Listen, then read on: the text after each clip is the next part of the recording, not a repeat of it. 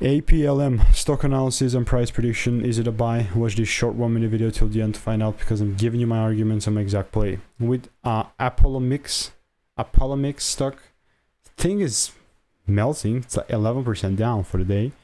Looking at this price, I wouldn't necessarily be trading it, I mean, to say the least, because if I zoom out, you're going to see that this is how my chart look like with APLM. I was bearish, and let me show you proof.